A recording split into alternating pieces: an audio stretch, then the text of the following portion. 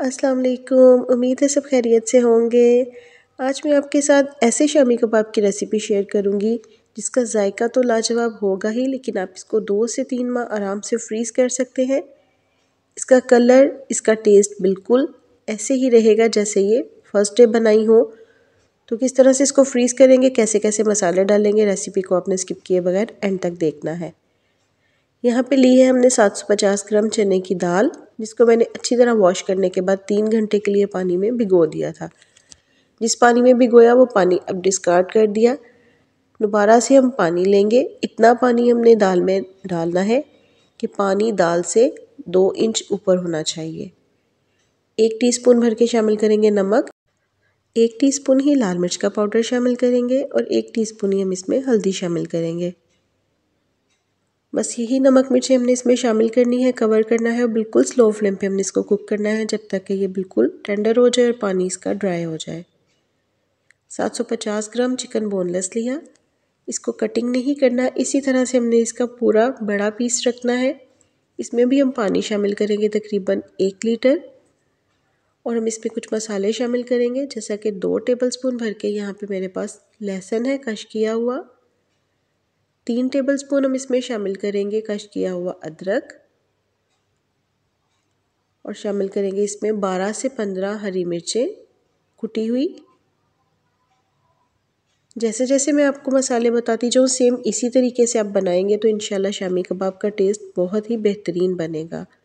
2 medium size के आलू जिनको छीलने के बाद धो लिया वो भी हम इसी तरह इसमें शामिल कर देंगे।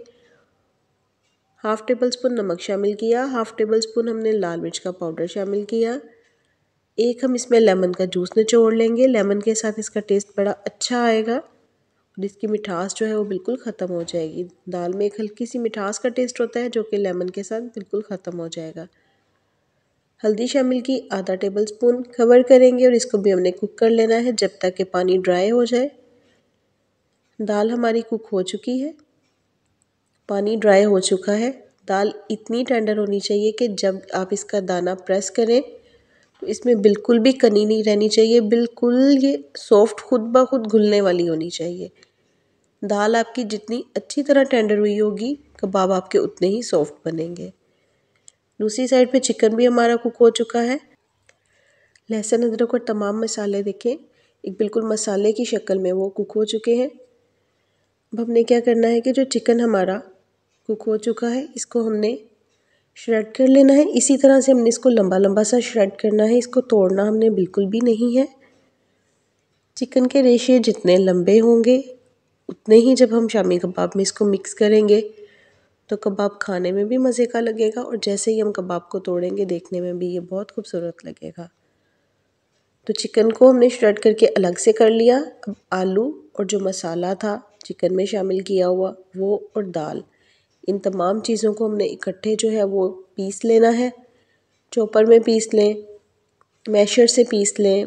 इतनी अच्छी तरह से दाल आपकी कुक हुई है कि जैसे ही आप इसको हल्का सा भी पीसते जाएंगे तो बिल्कुल अच्छी तरह ये खुद ब खुद ही मैश होती जाएगी। मैश करने के बाद हमने इसमें कुछ मसाले डालने हैं। 1 टेबलस्पून भर के डाला ज़ीरा मोटा मोटा कुटा हुआ। 2 टेबलस्पून भर के हमने इधर शामिल किया सूखा धनिया। 1 टेबलस्पून अजवाइन जिसको हाथ से अच्छी तरह से मसल के हम शामिल करेंगे। अजवाइन के साथ शामी कबाब बहुत जल्द आपको हज़म हो जाएंगे।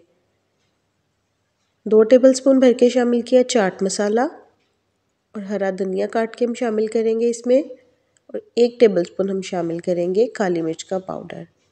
तमाम चीज़ों को हमने मिक्स कर लेना है।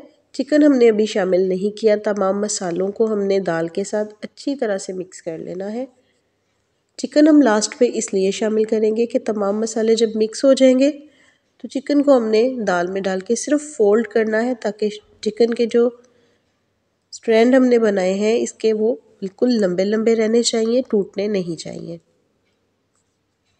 तो ये अच्छी तरह से कबाब मिक्स हो चुके हैं, बिल्कुल इसी तरह सॉफ्ट होने चाहिए आपके भी कबाब। अब आप इनको अपनी मर्ज़ी की शेप दे लें। तो जब तक कबाबों को शेप देते हैं चैनल को नए देखने वाले सब्सक्राइब कर दें। रेसिपी अच्छी लगे तो लाइक और शेयर ज़रूर कीजिएगा। ट्राई करने के बाद फीडबैक ज़रूर दीजिएगा कि आपको रेसिपी कैसी लगी। इसी तरह तमाम कबाबों को शेप दे लें। और इस स्टेज पे शेप देने के बाद आप इनको फ्रीज़ कर सकते हैं। 2-3 माह के लिए आराम से इनको फ्रीज़ किया जा सकता है। इसका बिल्कुल भी टेस्ट ख़राब नहीं होता। किसी भी ट्रे में आप पेपर की लेयर लगाते जाएं, प्लास्टिक पेपर की या प्लास्टिक बैग की, और हम इसको रखते जाएंगे, इसी तरह फ्रीज़ कर लेंगे। यहाँ पे मेरे कबाब फ्रीज़ हो चुके हैं। अब हमने अंडा फेंट लेना है और इसमें कबाबों को डिप करना है और इसको फ्राई करना है। मैं अमूमन शामी कबाब तवे पे फ्राई करती हूँ, जो कि बहुत अच्छे हो जाते हैं, क्योंकि सेंटर में आप कबाब हल्की आग पे डालते जाते हैं और जैसे ही कबाब गोल्डन होते हैं आप इसको किनारों पे करते जाएं, ताकि कबाब गर्म भी रहें और अंदर तक बिल्कुल सॉफ्ट हो जाएं, बिल्कुल भी ठंडे ना रहें। तो थोड़े टाइम में बहुत अच्छे और ज़्यादा मिकदार में कबाब जो है वो तवे पे फ्राई हो जाते हैं। डीप फ्राई इनको नहीं करेंगे, आप चाहें तो फ्राइंग पैन में शैलो फ्राई कर लें, लेकिन सबसे बेस्ट जो है वो तवा रहता है। तो अच्छी तरह से हमने कबाबों को फ्राई कर लेना है। फ्राई करने के बाद डिश आउट करेंगे, गरम गरम रायते चटनी के साथ सर्व करेंगे। ज़रूर बनाइएगा, ट्राई कीजिएगा और दुआ में याद रखिएगा। अल्लाह हाफिज़।